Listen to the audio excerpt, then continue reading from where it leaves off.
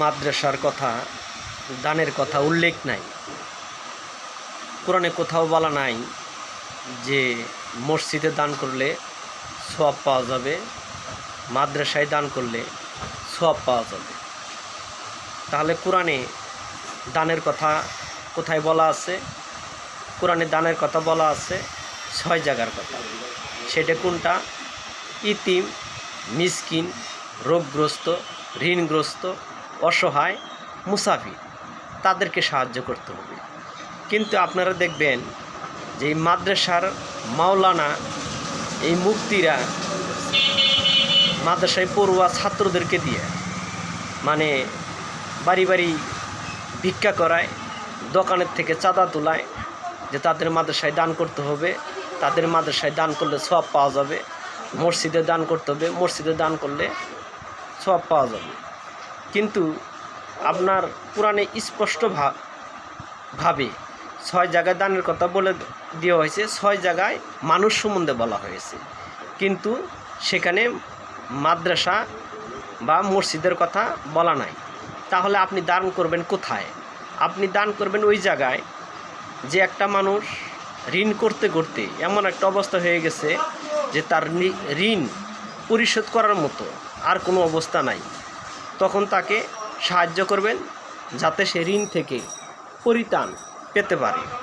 একটা মানুষ দীর্ঘদিন যাবৎ অসুস্থ বোধ করতেছে, চিকিৎসা করতে করতে তার আর চিকিৎসা করার টাকা পয়সা নাই, তাকে সাহায্য করবেন যাতে সে চিকিৎসা করতে পারে।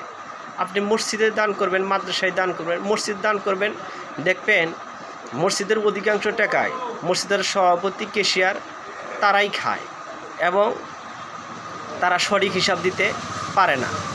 মাদ্রাসায় দান করবেন, তারা এই মাদ্রাসায় দানের টাকা দিয়ে তারা ভাগাভাগি করে নেয় এবং কোনো গরিব বা অসহায় ছাত্রদেরকে তারা যে সাহায্য করবে এই ধরনের কোনো মন মানসিকতা তাদের নাই, এবং যে ইতিম তার কাছ থেকেও তারা বেতন নেয়। কিন্তু এমনভাবে তারা আপনার কাছে এসে সাহায্য সহযোগিতা চাবে যেন আপনি সাহায্য সহযোগিতা তাদেরকে না করলে আপনি জাহান্নামে যাবেন এবং আপনার নামে যত প্রকার অপব্যাখ্যা, অপপ্রচার তারা করে যাবে। তো যাই হোক, যেহেতু কোরআনে মাদ্রাসা দানের কথা বলা নাই, তাই মাদ্রাসায় দান না করে গরিব, অসহায়, মিসকিন, মুসাফির তাদেরকে দান করুন। এখন তারা বলে যে আমাদের মাদ্রাসায় ইতিম আছে, তাকে সাহায্য করুন। মাদ্রাসায় ইতিম আছে, যে মাদ্রাসায় পড়াশোনা করে না, সে যদি ইতিম হয় তাকে সাহায্য করা যাবে না? যে মাদ্রাসায় পড়ে না, হাই স্কুলে পড়ে ইতিম, তাকে সাহায্য করা যাবে না? রোগগ্রস্ত, ঋণগ্রস্ত, তাকে সাহায্য করা যাবে না? আল্লাহ পাক সাহায্য করার সম্বন্ধে শুধু মানুষ সম্বন্ধেই বলেছে, তোমরা মানুষকে সাহায্য করো। তো এটার 6টা খাত দেখাই দিছে। এই 6 খাতের মধ্যে মাদ্রাসা এবং মসজিদের কথা বলা নাই। তাই সাহায্য করার সময় আপনাকে সতর্ক থাকতে হবে, যেমন এই দাড়িওয়ালা, টুপিওয়ালাদের ফক করে না পড়ে আপনি যেন সঠিক